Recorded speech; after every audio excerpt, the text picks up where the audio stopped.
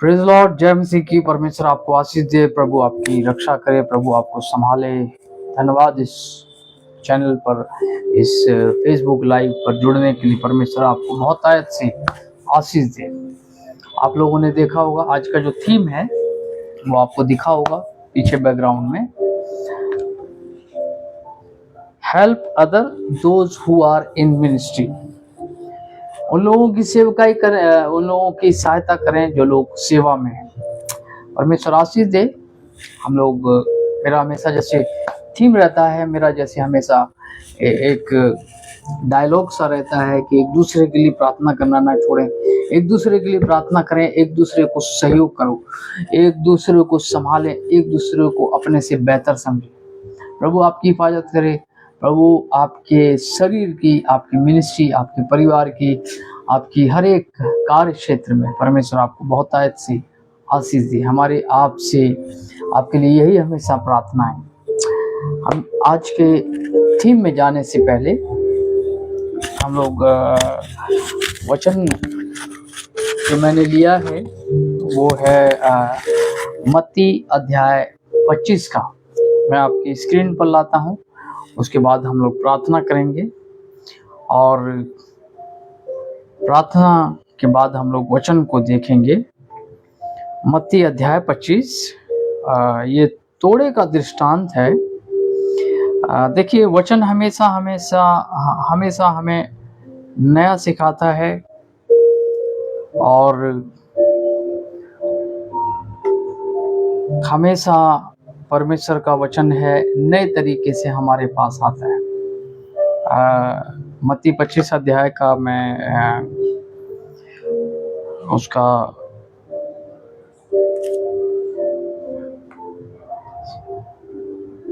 27 आपकी स्क्रीन पर ला रहा हूं मैं। ये आपकी स्क्रीन पर आ गया, मैं पढ़ता हूं आपके लिए। तुझे चाहिए था कि मेरा धन सरफों को दे देता, तब मैं आकर उसका धन ब्याज समेत ले लेता। ठीक है, हम प्रार्थना करेंगे। धन्यवाद देते हैं पिता प्रभु जी इस वचन के लिए जो हमने पढ़ा। प्रभु जी इसका भेद खोले, यीशु मसीह के नाम से इस प्रार्थना मांगते हैं, आमीन। देखिए, यहाँ एक दृष्टांत है जो यीशु मसीह ने कहा और वो तोड़ों का दृष्टांत है। किसी को बाइबल में लिखा है, यीशु मसीह ने ये एग्जाम्पल दिया, उदाहरण दिया। किसी को 5 मिले, किसी को 2 मिले और किसी को 1 मिला। ठीक है, ये दृष्टांत वो उस बात को सिखाता है। किसी को परमेश्वर ने 5 तोड़े दिए, किसी को 2 दिए, किसी को 1 दिया। ठीक है, देखिए परमेश्वर किसी का पक्षपात नहीं करता है ना। लेकिन अगर हम इस वचन में देखें तो शायद कुछ लोगों के दिमाग में ये बात आ सकती है कि परमेश्वर पक्षपात नहीं करता, तो फिर मतलब ये दृष्टांत के अंदर ऐसा क्यों दिखाया गया? किसी को 1 दिया है, किसी को 2 दिया है, किसी को 5 दिया है। कईयों के अनुसार होना तो ये चाहिए था कि सबको इक्वल दिया जाता। 5 दिए तो सबको 5 देना चाहिए था।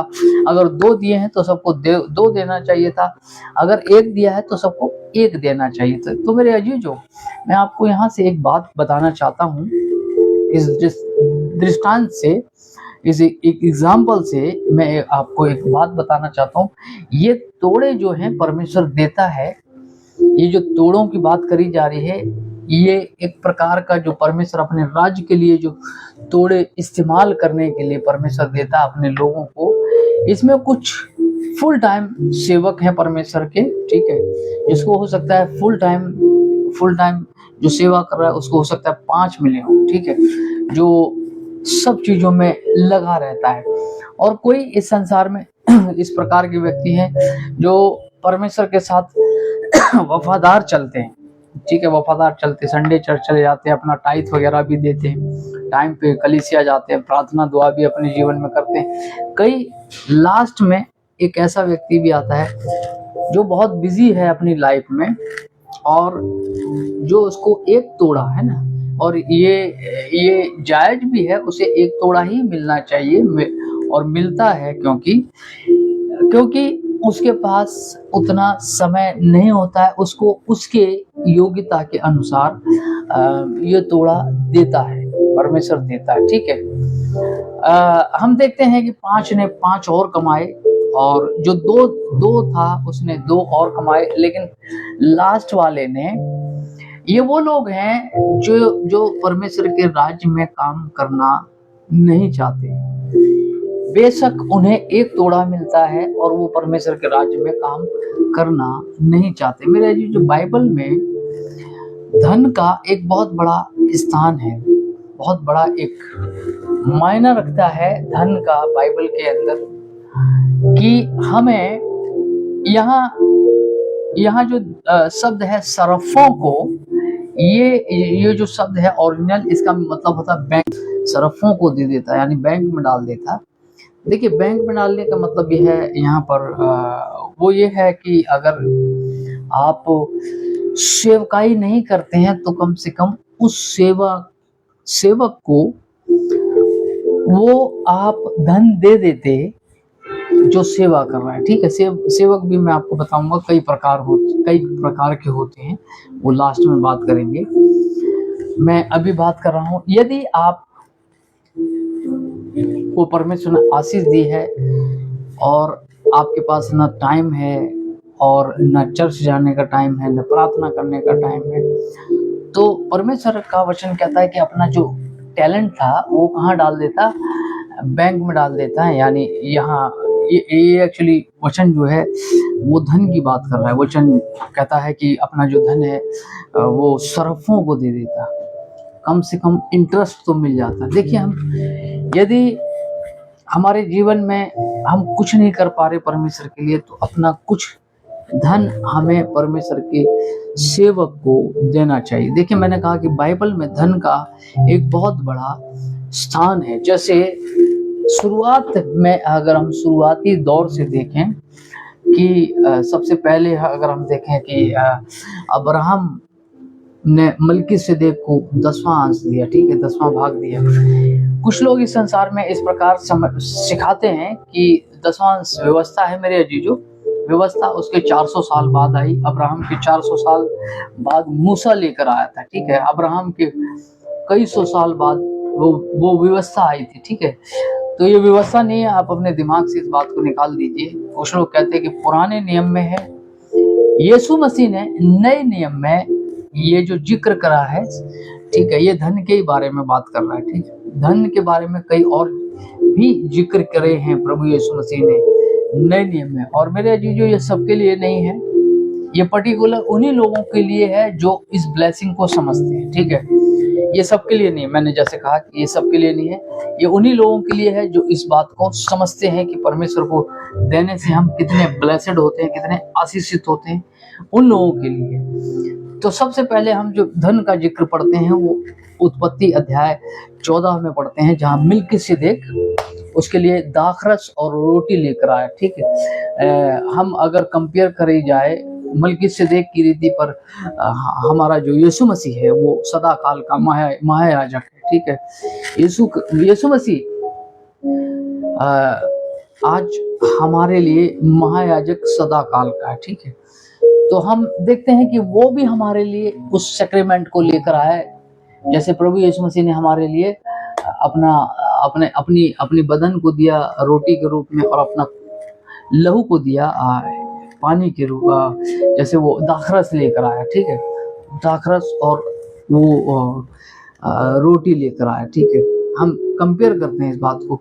और उसके ब्याह पर मलकीसेदेक ने उसे दाखरस और रोटी दी और उसे ब्लेसिंग दी, आशीष दिया, ठीक है। और अब्राहम ने उसे अपना 10वां अंश दिया। मेरे अजीजों, ये मैंने कहा कि धन जो है परमेश्वर की महिमा के लिए और परमेश्वर के उस राज्य को फैलाने के लिए हम देते हैं इस संसार में, परमेश्वर के खादिमों को, परमेश्वर के लोगों को, जो लोग सेवकाई में हैं, उनको जब देते हैं तो हमारे जीवन में भी आशीष आती है, ठीक है। यहाँ जो शब्द है, मैंने कहा कि बैंक में डाल देना, बैंक में डाल देता, शरफों को दे देता, मतलब बैंक में डाल देता, ठीक है, ताकि मैं आकर धन समेत अपना अपना धन ब्याज समेत ले लेता, मतलब कि मैं इंटरेस्ट ले लेता, ठीक है। क्योंकि अगर आपके पास टाइम नहीं है न तो प्रार्थना करने का, न बाइबल पढ़ने का, न वो चर्च जाने का, न कहीं किसी प्रकार का बिल्डिंग नहीं होती परमेश्वर के काम के लिए, तो मेरा चीज, अगर आप पर्टिकुलर परमेश्वर के दास के साथ खड़े हुए, उस दास को सहयोग दे रहे हैं, तो जितनी वो सेवकाई कर रही है उतना ही आपको इंटरेस्ट परमेश्वर दे देगा, ठीक है। परमेश्वर आपको उतनी ही आशीष देगा उस चीज के लिए, ठीक है। और यदि वो पास्टर जिसको आप सपोर्ट करते हैं, जिसके साथ आप खड़े हुए हैं, अगर वो ब्लेसिड हो रहा है, आशीषित हो रहा है, तो मेरे अजीजों आप भी उसके साथ आशीषित होते हैं, ठीक है। हम दूसरी बात देखते हैं कि जब मूसा ने निर्गमन में देखते हैं कि जब मूसा ने उस रात कहा था कि मिस्रियों से सोना चांदी मांग लेना, ठीक है, वो उन्होंने उस रात सोना चांदी मांग लिया, ठीक है। और उस रात सोना चांदी उन्होंने मांगा, और वचन में लिखा है कि इस प्रकार से इजरायलियों ने, इस परमेश्वर के लोगों ने मिस्रियों को लूट लिया, ठीक है। ये लूटना उस तुलना जो मिस्रियों ने इजरायलियों को लूटा था उसके मुकाबले कुछ भी नहीं था, क्योंकि उन्होंने कई सौ साल उनको लूटा था, तो ये लूटना कुछ भी नहीं था। लेकिन मेरे अजीजों, इस लूट के धन से, जब वो धन लूटा गया, तो उससे उन्होंने पहले जो चीज करी थी, गड़बड़ जो करी थी, उन्होंने उस सोने से बछड़ा बना लिया था, हम सबको पता होगा, ठीक है। लेकिन वचन में लिखा हुआ है कि मूसा ने उसको बुरादा करवा के उसे फेंक दिया, ठीक है। और थोड़े दिन बाद देखते हैं कि उसने मिलाप वाला तंबू बनाया, जहां उसने लोगों से रिक्वेस्ट करी कि मुझे बहुत सारी चीजें उसने मांगी उस मिलाप वाले तंबू के लिए, कि मुझे टेंट बनाना है सोने की, और भी कई, जैसे उसने अर्क ऑफ कोवेनेंट, मतलब वाचा का संदूक भी बनाया था वहां पर, ठीक है। तो ये सारा जो लूट का धन था इसमें लगा, वाचा के संदूक में। और हम आगे अगर थोड़ा सा देखें तो दाऊद ने जितनी लड़ाइयां लड़ी और जो भी उसने धन प्राप्त करा है, जो वचन में लिखा हो, जो कुछ वो अच्छी वस्तुएं देखता था, वो परमेश्वर के भवन के लिए इकट्ठा कर लेता था। उससे वो भवन बनाया गया, एक महान भवन बनाया गया। और थोड़े दिन बाद जब उसका पुत्र सुलेमान आया, उसने उस भव्य मंदिर का निर्माण करा। उसे देखने के लिए एमोराइज, कैनानाइज और इथोपियंस, दूर दूर से लोग उसकी कीर्ति सुनकर उस मंदिर में आते थे, जो राजा सुलेमान ने बनवाया था, ठीक है। और परमेश्वर का वहां काम होता था, और लोग जूइश कस्टम के अंदर जुड़ जाते थे, उस संप्रदाय के साथ वो जुड़ जाते थे, उसकी भव्यता देखकर, उसके वो उस महान काम को देखकर। वहां काम होता था मेरे जो परमेश्वर का काम होता था उस समय, ठीक है, मंदिर के रूप में उस समय काम होता था। तो अगर हम प्रभु यीशु मसीह को जानते हैं, प्रभु यीशु मसीह को मानते हैं, तो हमारा ये रिस्पॉन्सिबिलिटी बनती है कि हम परमेश्वर के राज्य को इस संसार में बढ़ाएं।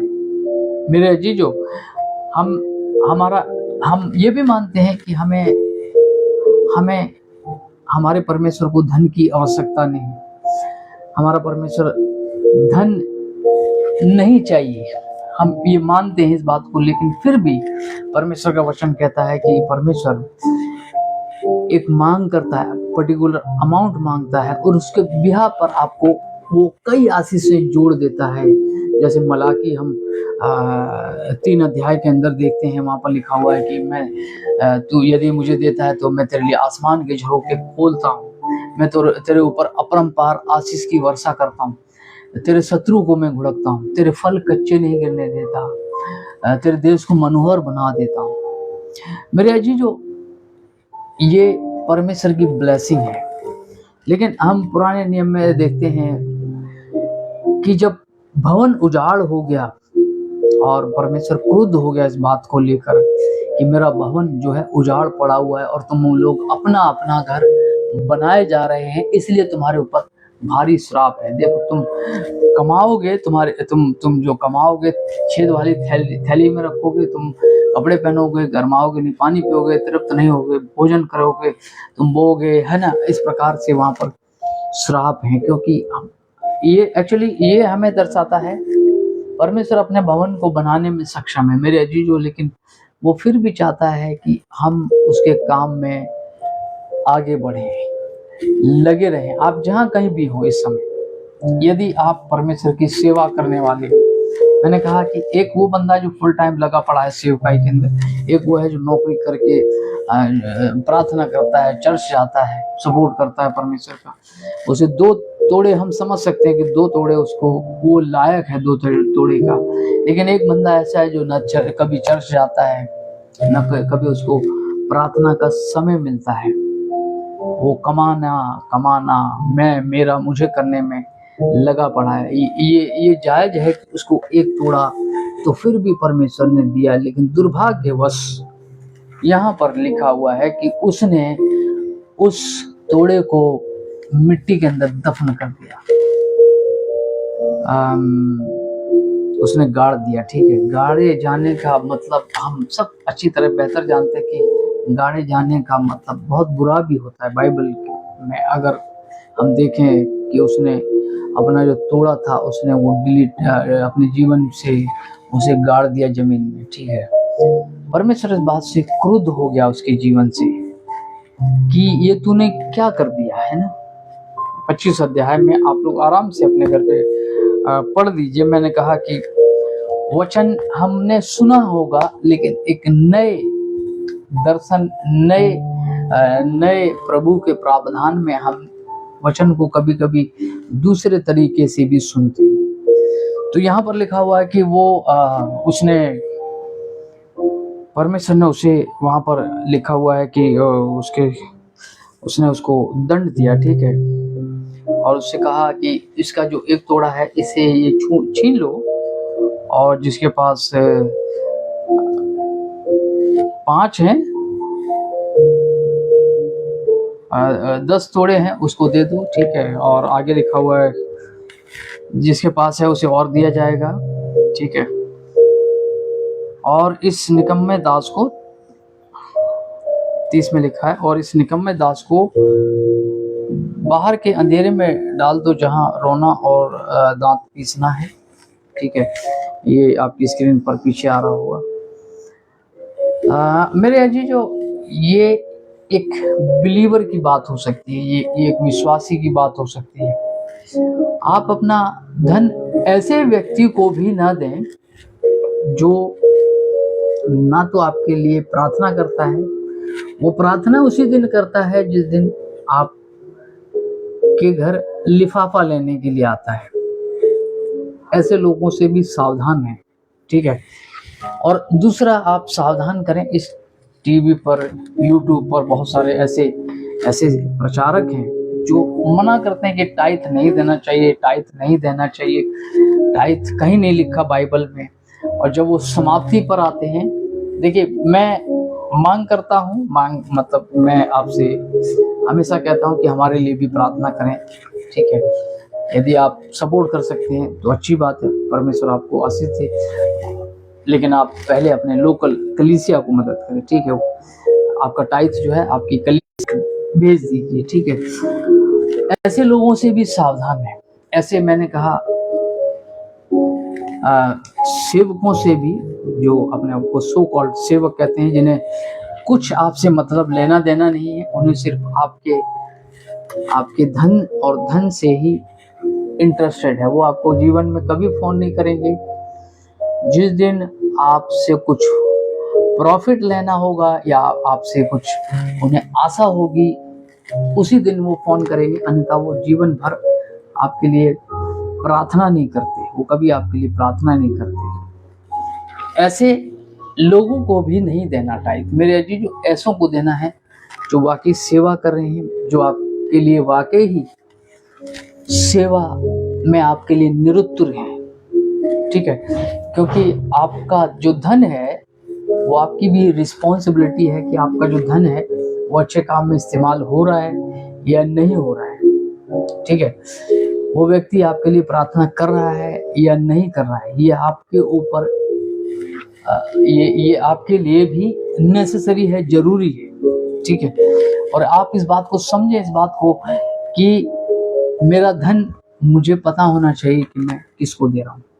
तो ऐसे लोगों को भी मैंने कहा कि नहीं देना, आपका जो धन है ऐसे लोगों को भी नहीं देना है। पहला मैंने कहा जो ना तो आपके लिए प्रार्थना करते हैं, वो उसी समय प्रार्थना करते हैं जिस समय आपसे कुछ लेना देना होता है, अन्यथा उन्हें आपसे कोई मतलब नहीं है, सरोकार नहीं। जब तक आपसे फायदा है तब तक आपसे कॉल करते हैं, अन्यथा वो आपके लिए इवन प्रार्थना नहीं करते।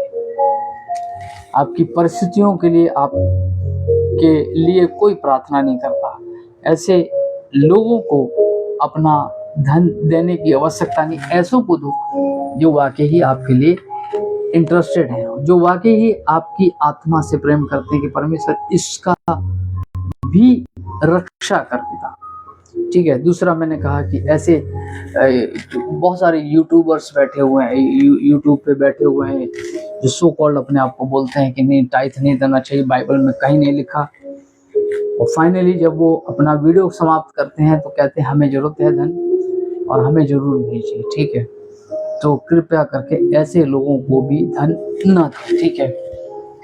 मेरे जीजो, धन उसको दें जो आपके लिए प्रार्थना करता है, जो आपके लिए निरंतर प्रार्थना कर रहा है, ठीक है। मैं ये नहीं कह रहा कि 24 घंटे खड़ा रहता है, लेकिन आपको ये समझना है कि ये व्यक्ति मेरे लिए प्रार्थना कर रहा है, ठीक है।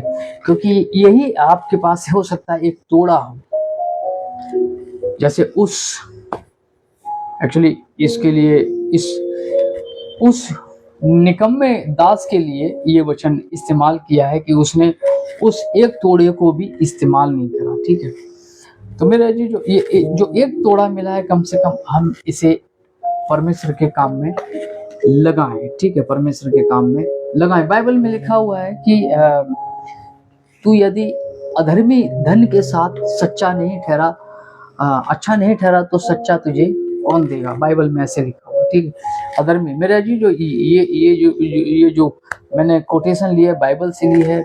प्रभु यीशु मसीह ने ये कहा था कि यदि तू अधर्मी धन के साथ सच्चा नहीं ठहरा तो सच्चा तुझे कौन देगा, ठीक है। ये सिर्फ और सिर्फ धन की बात कर रहा है। वहां पर धन जो परमेश्वर हमें संसार में जो धन देता है उसके बारे में परमेश्वर का वचन बात कर रहा है। तो यदि हम इस बुरे धन के साथ अच्छे नहीं ठहर रहे हैं तो सच्चा हमें कौन सौंपेगा, ठीक है। सच्चा हमें कैसे परमेश्वर दे सकता है हमारी लाइफ में, हमारे जीवन में अच्छाई कैसे आएगी अगर हम इस बुरे धन से सच्चे नहीं ठहर रहे। तो मेरे जी जो ये आप निर्णय ले, परमेश्वर के उन दासों की आप हेल्प करें, परमेश्वर के उन लोगों की मदद करें जो वाकई नीडी है। और आपको लगता है कि मेरे पास समय नहीं, प्रार्थना नहीं कर सकता, यदि आपको लगता है कि मेरे पास कलीसिया जाने का टाइम नहीं है या प्रार्थना करने का टाइम नहीं है, तो मेरे जी जो आप एक निर्णय लें, आज परमेश्वर के दास की हेल्प करें। मेरे जो भी वो सेवकाई कर रहा है उसका पार्ट आप भी बनेंगे। जो वो प्रार्थनाएं कर रहा है आपके लिए वो आपको लगेंगी। जो आपके लिए वो आपके लिए जिस आपके थ्रू या आपके मतलब उस धन से वो परमेश्वर के जो लोग हैं वहां तक रीच हो रहा है, मतलब वहां तक पहुंच रहा है, सुसमाचार दे रहा है लोगों को, तो उसका श्रेय आपको भी जाता है। मेरे जो जैसे एग्जांपल मैं आपको देता हूँ, यदि वो 10 किलोमीटर जा रहा है ना, तो वहाँ पेट्रोल लगता है। पेट्रोल यदि आपने उसको सपोर्ट किया पेट्रोल के लिए, है ना, एक उदाहरण दे रहा हूँ, ठीक, एग्जांपल दे रहा हूँ, ठीक है। पेट्रोल आपने उसका भरवा दिया, ठीक है, और वहाँ जाकर उसने सुसमाचार सुनाया, जो ब्लेसिंग उसको मिलने वाली है वो आपके लिए भी परमेश्वर ने रखा हुआ है, क्योंकि इट्स काइंड ऑफ बैंक, एक प्रकार की बैंक है। सरफा जो वर्ड इस्तेमाल यहाँ पर हुआ है, इसका मतलब मैंने कहा इब्री में इसका मतलब होता है बैंक, ठीक है, कि हम अपना पैसा जो है ब्याज के रूप में हम एक दिन काटेंगे। परमेश्वर ने आशीष दी है उस हर एक व्यक्ति को जिसने परमेश्वर के तोड़े को इस्तेमाल किया है। आज आप और हम कहाँ हैं, ये थोड़ा हमें समझने की ज़रूरत है, हमें देखने की ज़रूरत है। अगर हम करेक्ट नहीं है तो आज अपने आप को बनाएं। परमेश्वर की महान आशीषें छुपी हुई है जब हम परमेश्वर के लिए आगे बढ़ते हैं। ठीक है, वचन में लिखा हुआ जब मेरा भवन बनेगा मैं आनंदित होऊंगा उसे देखकर, और मैं तुम्हारे ऊपर इस भाव से भी मत दीजिए कि मैं कुछ दे रहा हूं तो मुझे मिलेगा। नहीं मेरे अजीजों, कि मुझे परमेश्वर का काम बढ़ाना है, संसार प्रभु का काम होना चाहिए। यदि इस भाव से दे रहे हैं तो ब्लेसिंग श्योरली हमारी है, लेकिन यदि आप कुछ बुरी मनसा से इस काम को करते हैं कि नहीं मुझे तो देना ही है, मेरी मजबूरी है, मेरी समस्या है कि मुझे देना ही है, नहीं तो परमेश्वर भस्म करने वाली आग है, वो दंड देगा। ठीक है, इस मनसा से नहीं देना। बाइबल में लिखा परमेश्वर हर्ष से देने वाले से प्रसन्न होता है। कुड़कुड़ा के, बुदबुदा के या दबाव में देने वाले से परमेश्वर खुश नहीं होता। परमेश्वर हर्ष से, आनंद से, नहीं प्रभु का काम होना चाहिए, प्रभु का राज्य इस दुनिया में फैलना चाहिए। मेरे अजीजों, ये निर्णय ले परमेश्वर के दासों के साथ। परमेश्वर आपको, मेरा ये मानना है, मेरा ये वादा है कि परमेश्वर आपको महान आशीष देगा जब आप परमेश्वर की उन दासों को हेल्प करते हैं जो वाकई ही नीडी है, जो वाकई ही आपसे प्रेम करते हैं, जो आप की हर बात के लिए प्रार्थना करते हैं। ये आपसे बेहतर कोई नहीं समझता होगा, हमसे बेहतर कोई नहीं समझता होगा कि हमें कौन परवाह करता है, हमारे लिए कौन प्रार्थना करता है। मेरे अजीजों, आप जीवन में एक परमेश्वर के खादिम को अडॉप्ट करें, ऐसा मेरा मानना है। परमेश्वर के यदि आप खादिम को अडॉप्ट करते हैं कि मैं इस परमेश्वर के दास की हेल्प करूंगा, कुछ ना कुछ हेल्प करूंगा, मेरे जी जो आप ब्लेसिंग देखेंगे, आशीषों को देखेंगे, परमेश्वर आपको संभालेगा, प्रभु आपकी रक्षा करेगा, प्रभु आपको आशीष दे। आज इस बात का परमेश्वर के साथ निर्णय लें, उन लोगों की हेल्प करें जो वाकई ही नीडी है, परमेश्वर के दासों की मदद करें, जो लोग सेवकाई में हैं उनकी मदद करें। प्रभु की सारी प्रतिज्ञाएं हमारे लिए हैं, लेकिन ऐसा नहीं कि नहीं मैं अभी परख रहा हूं तो कल ही मुझे आशीष मिल जाएगी। मेरे जीजो, वो ब्लेसिंग हमारी स्टोर हो रही है। ठीक है, जैसे ब्याज में टाइम लगता है, उसी प्रकार से कभी कभी ब्लेसिंग में भी टाइम लगता है। कभी कभी ऐसा हो सकता है कि आप दें और आपको समझ ही नहीं आए, अगले महीने की मुझे तो कुछ समझ ही नहीं आ रहा। ठीक है, धीरे धीरे परमेश्वर को अपना काम करें। आपका निर्णय व्यक्तिगत ये होना चाहिए, नहीं मैं तो परमेश्वर का राज्य बढ़ाना चाहता हूँ। प्रभु आशीष दे, इस दिन में आपके साथ रहे।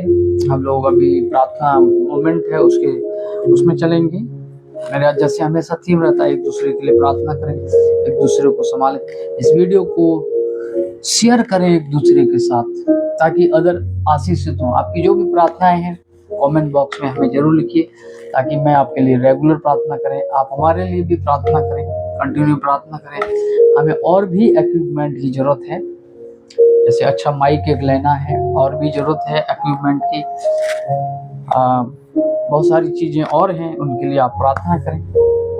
मेरा मानना है कि टाइथ आपकी लोकल कलीसिया से बिलोंग करता है। अगर परमेश्वर आपको अगुवाई करता है, प्रभु आपकी सहायता करता है, प्रभु आपसे बात करता है, तो आप हमसे भी हमारे लिए भी प्रार्थना कर सकते हैं, सहयोग दे सकते हैं। प्रभु आशीष दे।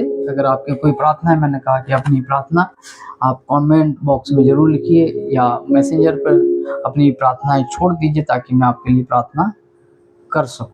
प्रभु आशीष दे। हम लोग प्रार्थना करेंगे।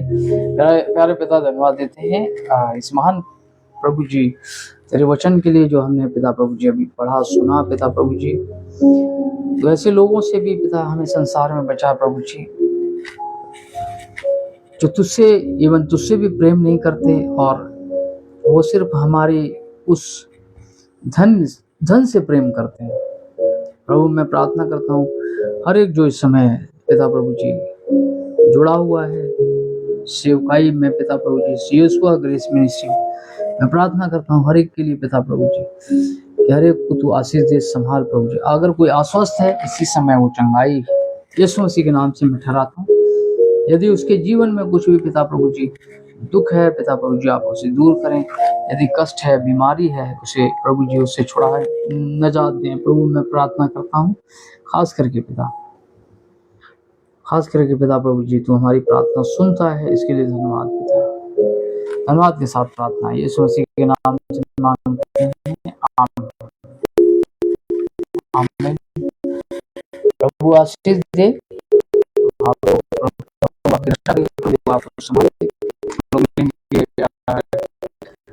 फ्राइडे को एक नए साथ